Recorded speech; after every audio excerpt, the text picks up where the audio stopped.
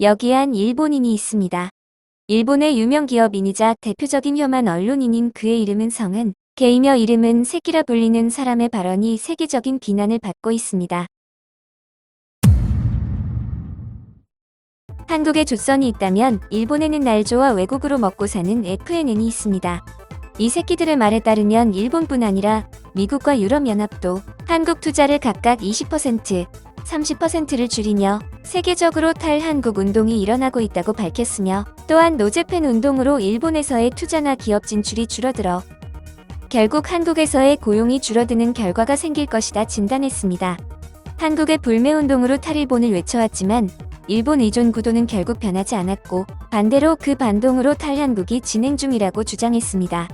FNN에 따르면 지난 1월부터 5월까지 일본으로부터의 수입은 약 24조 4천억을 넘어 전년 동기 대비 20%나 증가했고 대일 적자도 1조 1천억 엔을 넘었다고 발표했으며 결국 과거의 일본 의존 구도로 돌아간 것이며 일본 올림픽 개최를 가장 희망하는 나라 1위가 한국이며 일본으로 여행을 가고 싶다고 말한 한국인이 60%에 달한다고 씨부렸습니다. 하지만 이건 사실이 아닙니다. 한국은 태국에 이어 일본 올림픽 개최에 대해 94.7%가 반대 의사를 밝혔고 일본으로 여행을 가고 싶다는 비율도 31% 정도로 조사되었습니다. 또한 한국의 외국인 직접 투자는 전년 대비 11.1% 감소한 207억 5천만 달러라 밝혔지만 이 또한 사실과 다릅니다.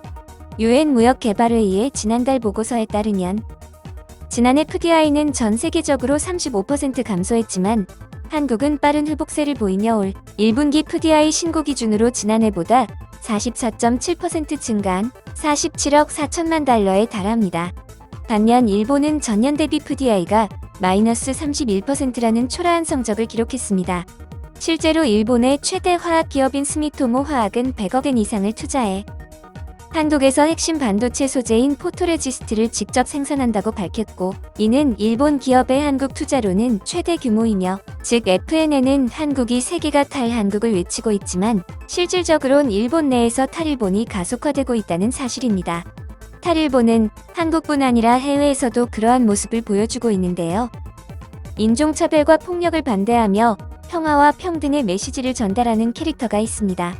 바로 무민인데요. 무민은 핀란드인 작가 토베 얀손이 북유럽 설화의 신화나 전설에 나오는 거인을 바탕으로 만든 캐릭터로 세계 2차 대전 당시 반나치 성격의 잡지인 감의 정치 풍자 만화의 사파로도 등장하였으며 전체주의와 군국주의에 대한 대항 의지가 강력했던 무민은 현재까지도 그러한 의지를 이어오면서 무민의 판권을 가진 핀란드 회사 무민 캐릭터즈는 세계 수많은 기업과의 콜라보로 핀란드 최고의 기업으로 성장했습니다. 하지만 일본에서 무민 판권을 갖고 있던 라이츠 앤드 브랜즈가 DHC와 협업을 하기로 하며 일이 터졌습니다. DHC는 일본 내 대표적인 혐한 기업입니다. DHC의 회장 요시다 요시아키라는 이름을 쓰고 있는 이 게세키는 한국인들은 중국을 종주국으로 섬겨왔다. 일본에 건너오는 한국인들은 총을 쏴 물리쳐야 한다. 라는 혐한 발언을 해왔습니다.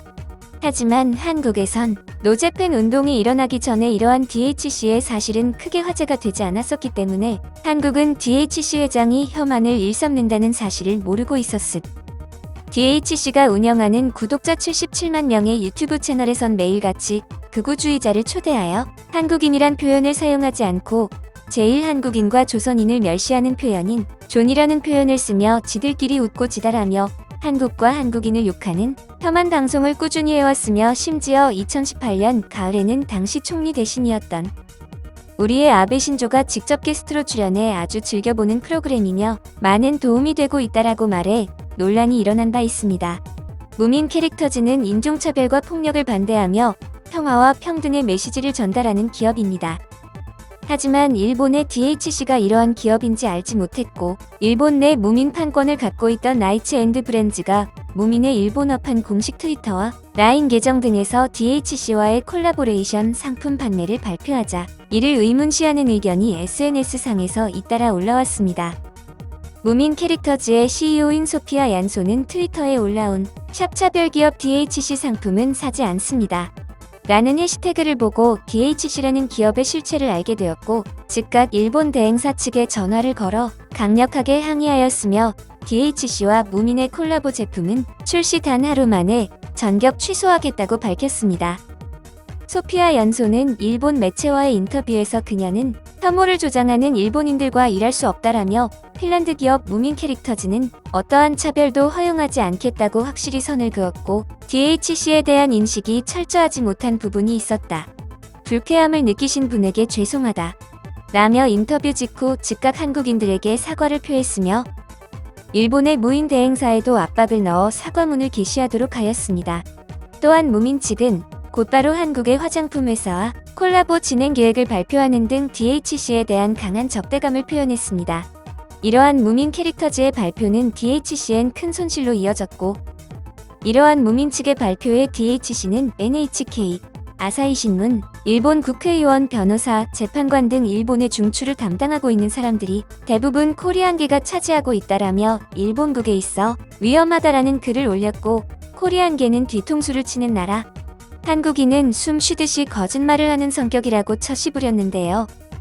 이에 일본의 언론도 DHC의 손을 더 이상 들어주지 않았습니다.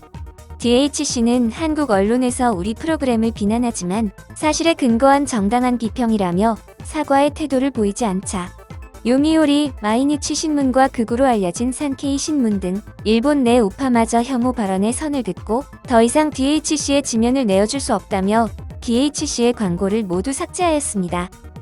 이에 한국 DHC 대표는 해당 발언을 취소한다. 앞으로 같은 행위를 반복하지 않겠다라고 밝혔지만 일본의 언론마저 손절해버린 기업에 관심을 가져주는 이는 없었습니다. 이러한 DHC의 악재는 여기서 끝나지 않았습니다. 이 밖에도 지난 4월 기준 20개 이상 지자체 중 일부는 DHC와 협력 체결을 중단한다고 밝혔으며 DHC와 포괄 연계협정을 체결해온 고치현 난코쿠시는 DHC의 공식 사이트에 게재된 글이 차별을 조장한다라면서 연계협정 취소를 결정했습니다. DHC는 한국에서 20여 년간 최대 매출 450억을 기록하며 꾸준히 몇백억대 매출을 올렸으나 한국의 노재팬 운동에 결국 철수를 결정하였습니다. 하지만 더 큰 문제가 기다리고 있습니다. 온라인 시장에 아마존이 있다면 일본 오프라인 시장에는 이온이 있습니다. 이온은 일본 굴지의 매출 최대 규모를 자랑하는 소매 공룡 집단입니다. 어마어마한 물량과 점포, 해외 시장 개척 및 자본 투입으로 일본 내 소매 시장을 석권하고 있는 기업인 이온은 DHC 요시다 회장 명의로 작성된 혐오 발언이 계속 실려있는 것에 대해 설명을 요구하는 문서를 보냈으며 이온은 요시다 회장의 발언은 이온의 인권 기본 방침과 맞지 않는다라고 전한 것입니다. 이온은 발표문에서 우리 회사는 인종, 국적, 민족, 성별, 종교 등의 이유로 일절 차별하지 않는다라고 강조하며 이 방침은 당사의 임직원 전원에게 적용될 뿐만 아니라 모든 파트너와 공유할 것을 선언한다라고 덧붙였습니다. 이로써 DHC는 한국에서도 버림받고 이온의 결정에 따라 DHC의 앞날이 결정되게 되었는데요. 이온은 자신의 기업 가치인 인권, 성별, 국적 등의 차별을 하지 말고 소신을 지키길 바라며 DHC 시발 것들 이마카라 조또 아가리오 시부리 나이데스. 레알TV는 여러분들이 남겨주신 댓글을 하나도 빠짐없이 감사히 확인하고 있습니다. 소중한 의견 남겨주시면 다음 영상을 제작하는 데 반영하도록 하겠습니다. 감사합니다.